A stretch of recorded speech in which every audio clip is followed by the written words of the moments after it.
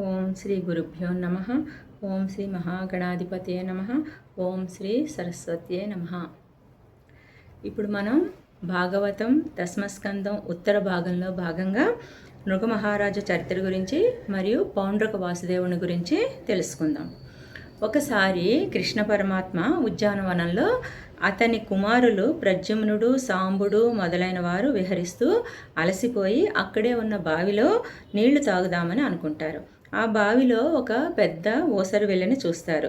తమ బలాన్ని ఉపయోగించి దానిని బయటకు తీయడానికి ఎన్నో రకాల ప్రయత్నాలు చేసి విఫలమయ్యి దాన్ని బయటకు తీయలేక కృష్ణుడి దగ్గరకు వచ్చి జరిగింది చెప్తారు. సర్వజ్ఞుడు అయిన కృష్ణ పరమాత్మ ఆ బావి దగ్గరకు వచ్చి అందులో నుండి ఎడమ చేతితో గడ్డి పరకను పట్టుకున్నట్లుగా ఆ ఊసరి వెళ్ళని తేలికగా పట్టుకొని బయటకు తీసి ఎందుకు ఇలా ఈ బావిలో పడి ఉన్నావు అని దాన్ని అడుగుతాడు. కృష్ణ పరమాత్మ చేతి స్పర్శతో దానికి పూర్వజన్మ గుర్తుకు వచ్చి ఇలా చెప్తుంది. పరమాత్మ, క్రిందటి జన్మలో నేను నృగ మహారాజుని, ఇక్ష్వాకు వంశంలో రామచంద్రమూర్తి జన్మించిన వంశంలో పుట్టినవాడిని, రాజుగా ధర్మంగా పరిపాలన చేస్తూ లెక్కలేనన్ని దాన ధర్మాలు చేసేవాడిని, ప్రతిరోజు గోదానం చేసేవాడిని.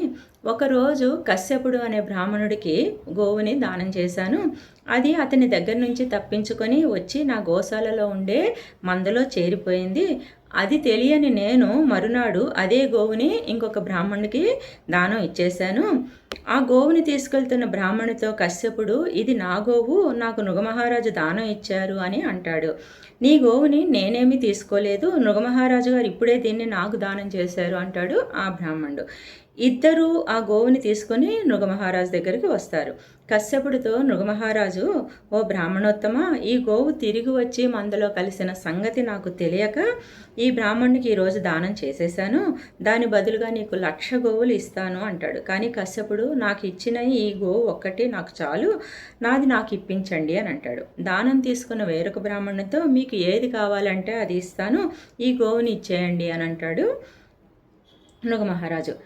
ఈ బ్రాహ్మణుడు కూడా నాకు ఇదొక్కటే చాలు, వేరే ఏమీ వద్దు అంటాడు. రాజు ఏమీ చేయలేకపోతాడు. కశ్యపుడు బాధతో వెళ్ళిపోతాడు. కాలం గడిచిపోతుంది. నృగమహారాజు కాలం చేస్తాడు. అప్పుడు దూతలు నృగమహారాజుతో, రాజా, మీరు చేసిన దాన ధర్మాలకి మిమ్మల్ని స్వర్గలోకం తీసుకుని వెళ్ళాలి. కానీ మీరు చేసిన చిన్న పాపం ఒకటి ఉంది. దాని ఫలితం మీరు అనుభవించాక మిమ్మల్ని స్వర్గలోకం తీసుకెళ్తాము. అంతవరకు ఊసరు వెళ్ళిగా ఈ బావిలో పడి ఉండండి. మీ పాపం పూర్తయ్యాక కృష్ణ పరమాత్మ మిమ్మల్ని తాకి బయటకు తీస్తారు అని అంటారు దూతలు.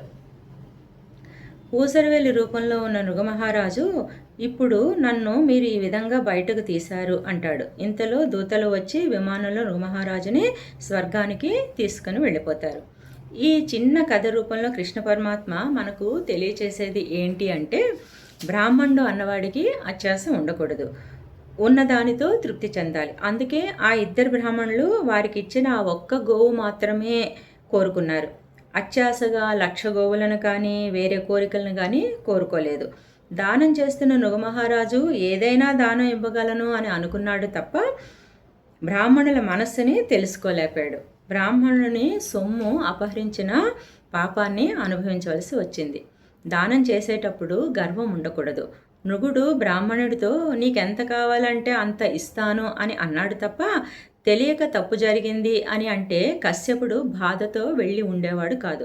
ఆ బ్రాహ్మణుని బాధ పాప ఫలితంగా నృగమహారాజు ఊసరవెల్లిగా పడి ఉండాల్సి వచ్చింది. కృష్ణ పరమాత్మ బ్రాహ్మణ ప్రియుడు.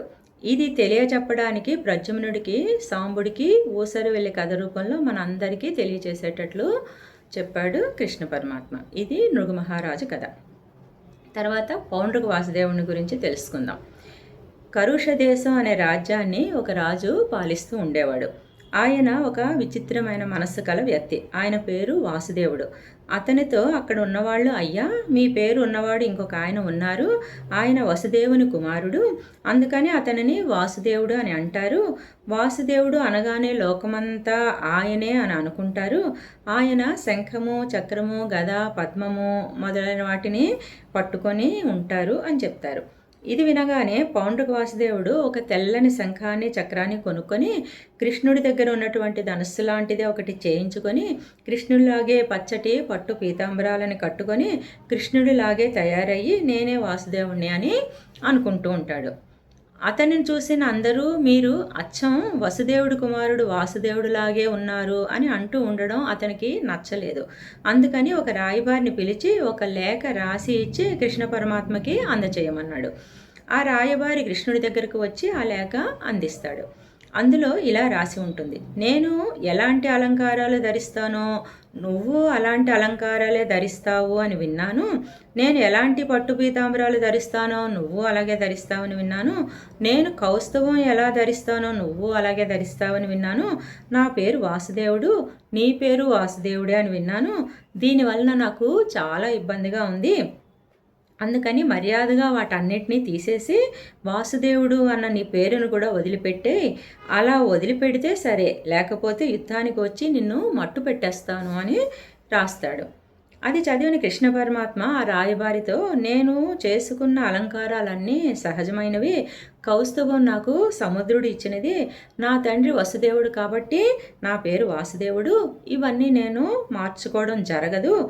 అతడి రెండవ కోరిక ప్రకారం యుద్ధభూమిలో కలుసుకుంటానని చెప్పు అని అంటాడు. ఈ పౌండ్రక వాసుదేవుడికి కాశీరాజు మద్దతు పలికాడు. ఇద్దరు కలిసి కృష్ణుని మీదకి యుద్ధానికి వస్తారు. యుద్ధభూమిలో అచ్చం తనలాగే అలంకరించుకుని ఉన్న పౌండ్రక వాసుదేవుని చూసి కృష్ణ పరమాత్మ నవ్వుకుంటాడు. యుద్ధం మొదలవుతుంది. పౌండ్రక వాసుదేవుడు కృష్ణ పరమాత్మ చేతిలో చచ్చిపోతాడు. కాశీరాజు కొడుకు కృష్ణ పరమాత్మ మీద చెడు ప్రయోగం చేయడానికి అని అభిచారక హోమం చేస్తాడు. కృష్ణుడు తన చక్రంతో దాన్ని తోసిపారేస్తాడు. తర్వాత చనిపోయిన పౌండ్రక వాసుదేవుడి శరీరం నుండి ఒక జ్యోతి వచ్చి కృష్ణ పరమాత్మలో కలిసిపోతుంది. ఇది అంతా వింటున్న పరీక్షిత్ మహారాజు సుఖమహర్షితో ఇది ఎలా సాధ్యం అయ్యింది అని అడుగుతాడు. దానికి సుఖమహర్షి, వాసుదేవుడిలాగా ఉండడానికి పౌండ్రక వాసుదేవుడు రేయి పగలు కృష్ణుణ్ణే తలుస్తూ కృష్ణుణ్ణే అనుకరిస్తూ ఉండడం వలన అతని తేజస్సు కృష్ణ పరమాత్మలు కలిసిపోయింది. కానీ కాశీరాజులాగా మంచి చెడులు విచక్షణ లేకుండా అనవసర విషయాల్లో జోక్యం చేసుకుంటే అకాల మరణమే ఉంటుంది అని అంటాడు సుఖమహర్షి. అందుకనే అక్కర్లేని వేషజాలకు పోయి జ్ఞానులని అనుకరించాలి అని అనుకోకుండా భగవంతుణ్ణి సాత్వికమైన మూర్తులను ఆరాధన చేస్తూ మనస్సుని సత్వగుణంతో ఉంచుకొని భగవంతుని చేరే ప్రయత్నం చేయాలి తప్ప లేనిపోని భేషజాలకు పోకూడదని ఈ కథ వలన మనకి తెలుస్తుంది. తరువాతి భాగంలో శ్రీకృష్ణుని మహిమని నారదుండరయుట గురించి తెలుసుకుందాం.